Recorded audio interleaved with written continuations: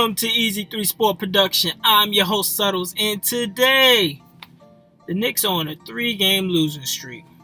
Let's talk about it. Let's get it.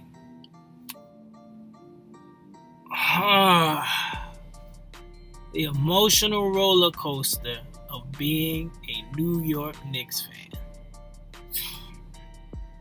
5-3, looking good, feeling good. New York City's buzzing. 3 games later, not looking good. 3-game losing streak. They have lost to the Thunder, they lost to the Nuggets, and they lost to the Hornets.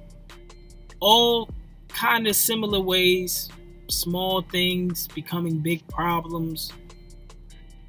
But the biggest thing that I've seen is the scoring. There is no way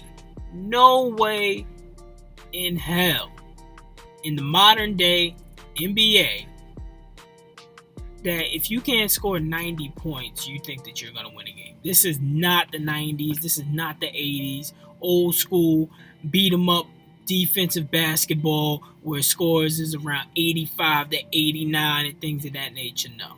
These last 3 games against the Thunder, against the Nuggets, and against the Hornets, none of these teams are number 1 defensively in the league. And we couldn't score more than 90 points. We put up 89, 89, and 88.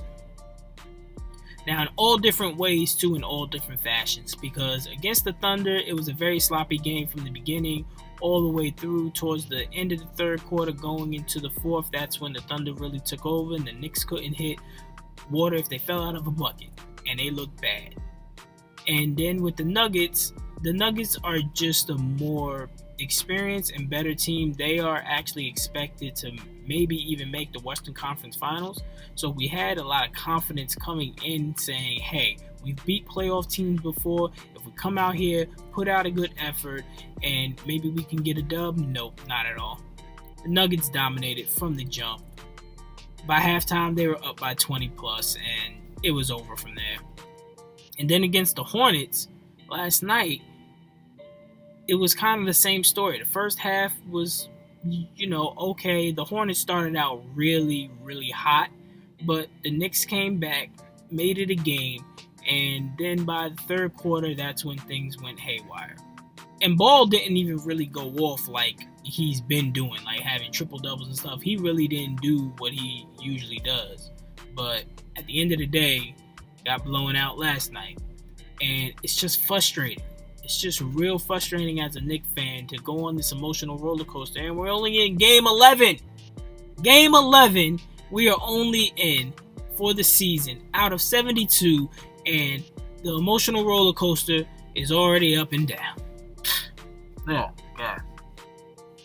Too stressful. Too stressful to be a Knicks fan. But there are some things that I've seen that I feel if Tom Thibodeau could really hone in on these particular factors, and I believe that we can have a more successful season because we're not the most talented team. So when you go out there each and every night, you have to be basically perfect. You have to have a great game plan. You have to execute the game plan, and the players have to believe in what you are actually trying to put forth. Now, one of the biggest things that I have a problem with is the rotations. The rotations are too short. Tom Thibodeau only likes to play 7 to 8 players. He needs to widen that rotation because guys are getting tired. Guys are not used to playing these kinds of minutes. They're not used to having their body being beat down. They just had 3 games in 4 nights. And we're talking about RJ Barrett and Julius Randle being number 1 and number 5 in the league in minutes per game. And we see definitely when it comes to RJ being a second-year player, his body's not built for that. He's not conditioned to go 37 minutes per game. Because you see each and every game he's getting more less efficient because his body, the conditioning, it's not there yet. It's just not there yet. He should not be number 1 in the NBA in minutes per game. Point blank period. Tom Thibodeau, you have to adapt to the times of how people are playing. You have to spread the minutes out, because these 3 games in 4 nights, 2 games in 3 nights, they're going to get to the players. And then you're not going to be able to have nothing by the time the halfway mark comes, because everybody's going to be tired. And then you'll be putting in the 10th, 11th, 12th guys, and nothing is going to transpire because guys need rest. Conditioning is one of the hardest things to get used to. So you gotta stretch out that rotation, stretch it out. Secondly, the defense. We can play defense at an elite level, but the problem with playing defense at an elite level is that it's not always going to last, especially if your offensive game is not hitting. Because now the other team really doesn't have to play defense. So now they're going to have more energy to play offense to make you work harder on defense, and it's not going to work for you. I feel like the defensive mentality is good, but Tom, you got to scale back a tad bit. We're at like a level 15 with the importance of defense. Let's bring that down to about a 10. Let's bring it down to a 10 and let's focus more on the offense, because we can't score. There's absolutely nobody that's out there other than Julius Randle who's putting up consistent numbers consistently every night. We need somebody to be able to step up. We need a second scorer. We need some guys that each and every night you can depend on that can get you X amount of numbers. Now, the defensive prowess on that is, it's also stale. It's really stale. Like, playing man-on-man defense, yes, that's good, but you have to mix the defense up. You got to throw some zone in there. You got to throw some traps. We have to do something other than just man-on-man defense, because what I'm also realizing is that the other teams are doing that to us. They're throwing different zones. They're throwing different mans. They're throwing different matchups at us. And everything goes haywire for us. Why can't we do the same thing? Why can't you implicate and adapt? Opposed to just playing man on man, let's switch it up a tad bit. Let's switch it up for a few possessions. Let's bring in some defensive guys. Let's bring in some offensive guys and throw some zone in there. Let's do something different outside of what you are particularly doing, because for the most part it's really not working, because we don't have that offensive talent. We don't have that kind of juggernaut offense to keep up with these guys that's scoring 118, 114, 108 per game. We can't do it. We're not the same team. Third thing, adapt to the culture of how the NBA is going. And what does that mean? Start taking more 3 balls. Start taking more 3-ball attempts. Now, we are not the greatest shooting team. If you look at the statistics, percentage-wise, we are in the top half of the league. We were actually top 5, but these 3 games actually brought us down a lot. But we're in the top half of the league. But when you're looking at our attempts is in the bottom half of the league. We need to take more 3-pointers. Simple as that. Somebody has to be able to take these threes and just have it so that the ball can be spread around, so that the spacing can be spread around. Because at the end of the day, what I see is a lot of, they have the open 3, they take the pump fake, and then they end up passing. They have an open 3, they take a pump fake, they try to drive, but then they kick it back out. There's absolutely nothing that's separating the defense, that's spreading out the defense where the lanes will be open. As you can see, that's why a lot of teams are playing zone on us, because 1, we're not a good 3-point shooting team, and 2, we're not taking enough 3-pointers to make the defense be honest. So all they have to do is compact the paint. We're not going to score too much.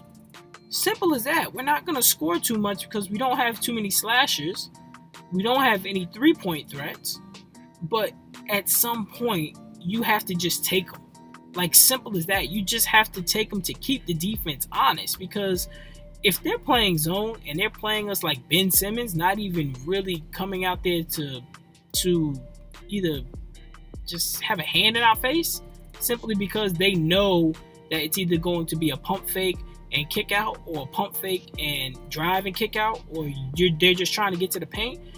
It's making it so easy to guard us. Simple as that. It's making it too easy to guard us. And those are just a couple things that I've been seeing on this losing streak. Now, of course, there are more individual things that the individual players have to really work on. I mean, Julius Randle's been doing a phenomenal job in these first 11 games. He's been putting up the numbers that we consistently need.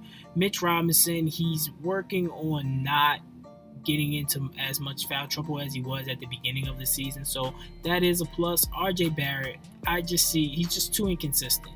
The conditioning is not there. He's not losing confidence, but he's just too inconsistent. Like, he's putting up 9 points here, then 26 points here, then 15 points. It's too back and forth. And the same thing with Peyton. We don't know what we're going to get from Peyton from possession to possession. And Kevin Knox, he's been coming along. He's becoming a good spot up shooter, but we got a pretty good core here. We do.